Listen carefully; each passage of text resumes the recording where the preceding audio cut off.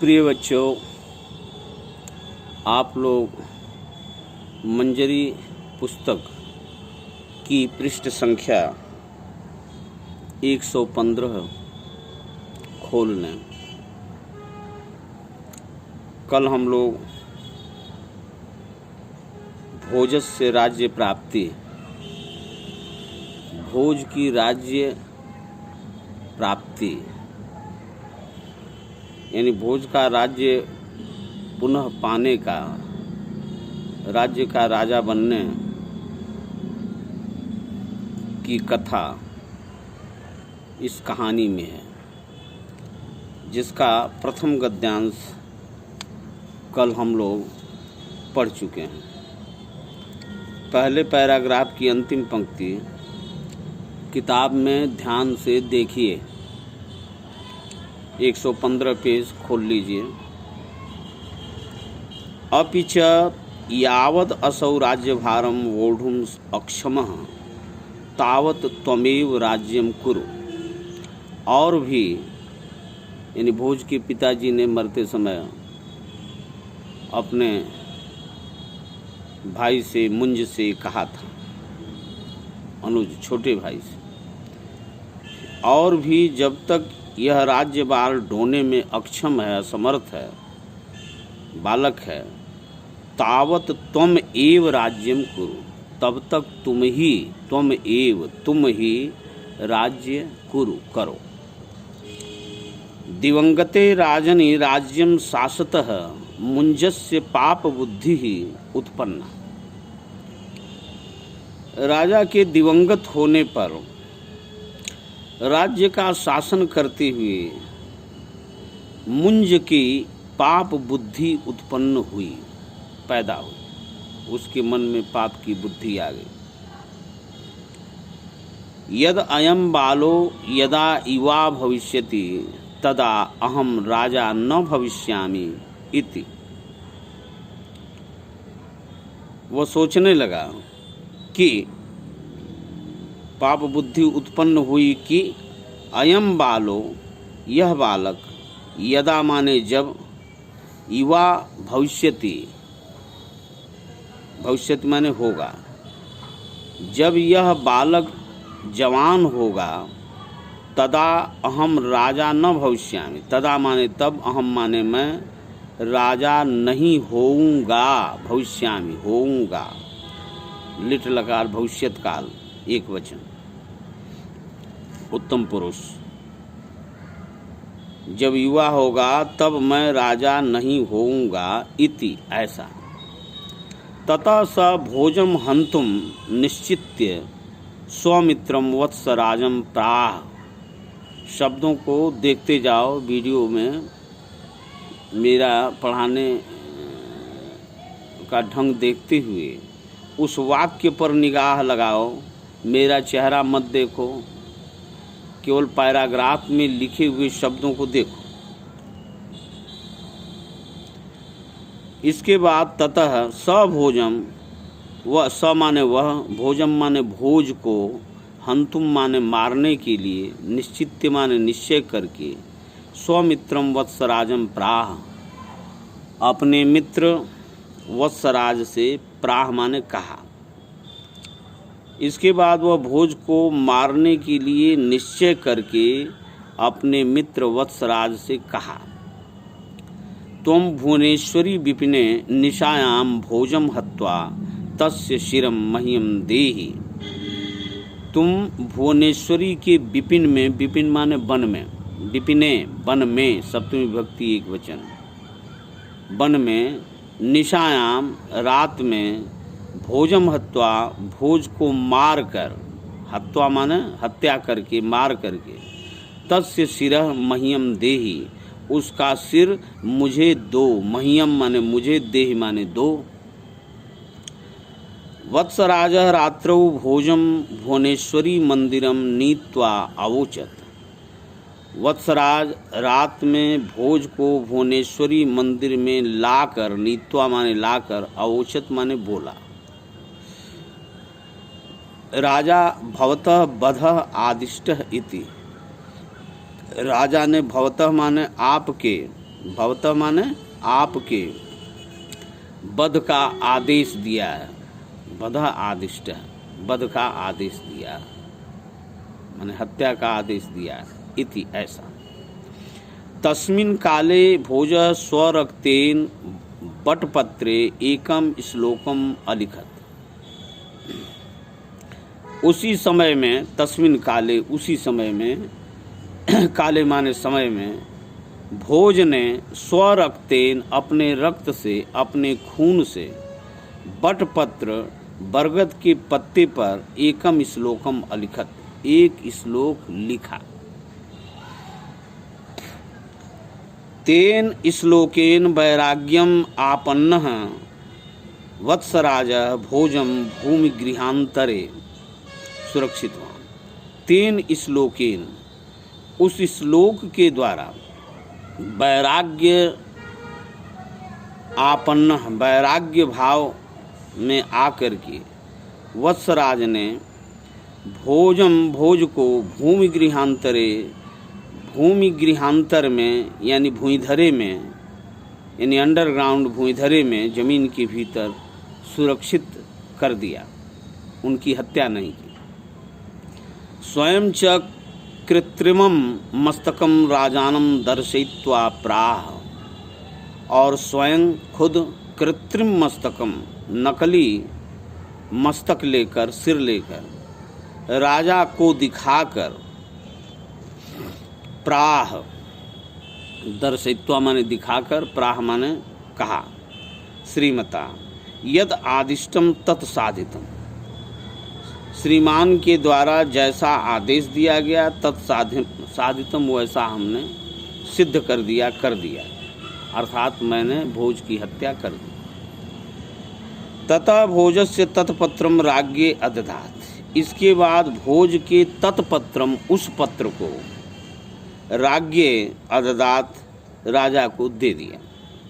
राजा पत्र अक्षराणि अवाचत, राजा ने पत्र पर लिखे अक्षरों को वाचा, अवाचत, वाचा यानी पढ़ा।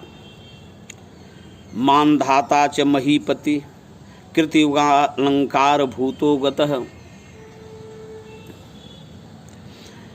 सेतुर्येन महो दधौ विरचितः क्वाशौ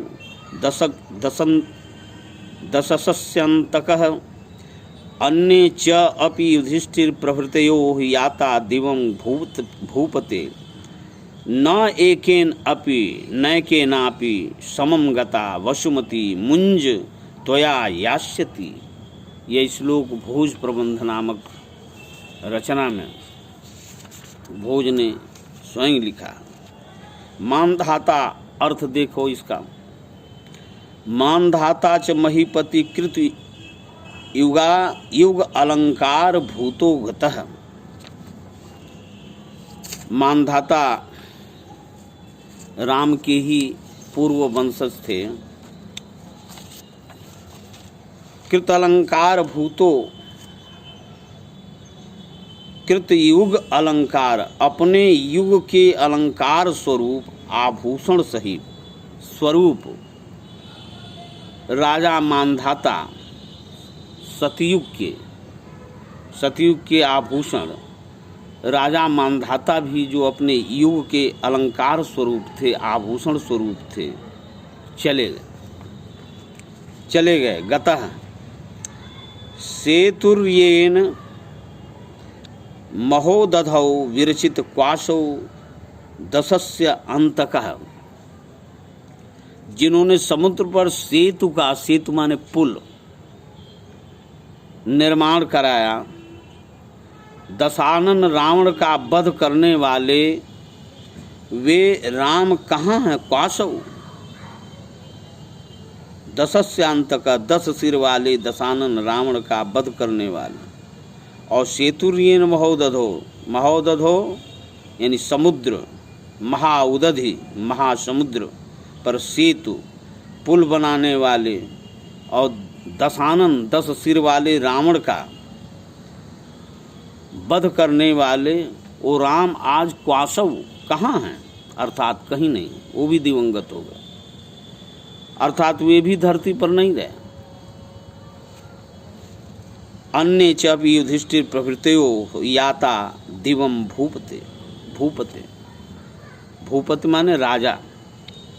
हे राजन, युधिष्ठिर आदि अन्य प्रसिद्ध राजा दिवंगत हो गए, यानी स्वर्गवासी हो गए। धर्मराज युधिष्ठिर और अन्य राजा, दूसरे राजा भी स्वर्गवासी हो गए। इस प्रकार हे मुंज, न एकेन अपि समम गता वसुमती मुंज त्वया यास्यति। हे मुंज, चाचा थे, भोज के चाचा थे, किसी एक के साथ भी धरती नहीं गई। न एकेन अपि समम गता वसुमती। वसुमती माने धरती, पृथ्वी। एकेन अपि समम गता, किसी एक के साथ भी यह धरती नहीं गई। आज भी धरती वही धरती ज्यों की त्यों बनी हुई है। और ये बड़े बड़े राजा महाराजा, मानधाता, राम, रावण, युधिष्ठिर, सभी लोग स्वर्गवासी हो गए। लेकिन हे मुंज, धरती किसी के साथ नहीं गई, वो यहीं पड़ी हुई है। त्वया यास्यति, तो क्या तुम्हारे साथ वह जाएगी? यास्यति, जाएगी। त्वया माने तुम्हारे साथ। क्या वह जाएगी? नहीं, नहीं जाएगी। इसी श्लोक और उसके भावार्थ को समझकर मुंज को वैराग्य हो गया।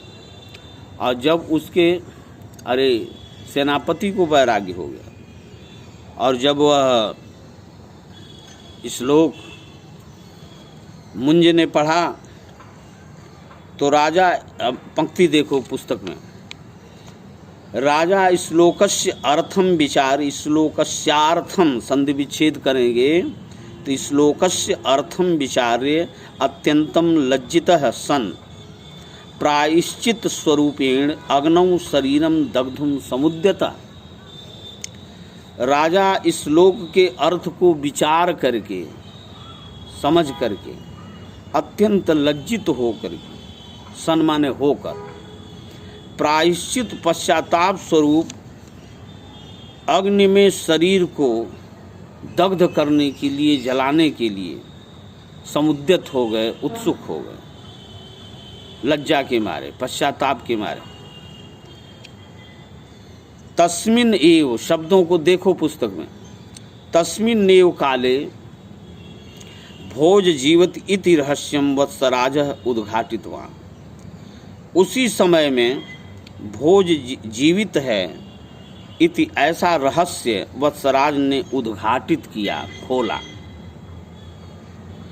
याग में अपने शरीर को न जलाइए, अग्निदाह मत कीजिए, भोज जीवित है, यह रहस्य वत्सराज से उद्घाटित किया।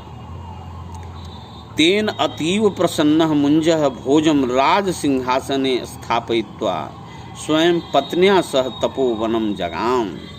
उससे अतीव प्रसन्न, बहुत प्रसन्न होकर मुंज ने, मुंज भोज के चाचा थे, तेन माने उससे, अतीव माने बहुत प्रसन्न होकर मुंज ने भोज को, शब्दों को देखो, अंतिम शब्द है और अंतिम पंक्ति देखो, मुंज ने भोज को राज सिंहासन पर स्थापित करके स्वयं यानी खुद पत्नी के साथ, पत्नियां सह पत्नी के साथ तपोवनम जगाम, तपोवन चले गए। यह बल्लाल सेन के भोज प्रबंध नामक लिखी हुई रचना से, पुस्तक से, बल्लाल सेन भोज प्रबंध के रचयिता, उससे यह कथा, भोज प्रबंध नामक पुस्तक से ये कथा ली गई। इसके शब्दार्थों को अपनी होमवर्क की कॉपी पर जो पाठ के अंत में दिया है, इसे लिख लीजिए, इस श्लोक का अर्थ लिख लीजिए, और जो अभ्यास प्रश्न हैं, इस अभ्यास प्रश्न पर कल मैं प्रश्नों का उत्तर दूंगा। और इसे भी अपने होमवर्क की कॉपी पर विधिवत सुंदर शब्दों में प्रेम के साथ लिखिए और याद कीजिए।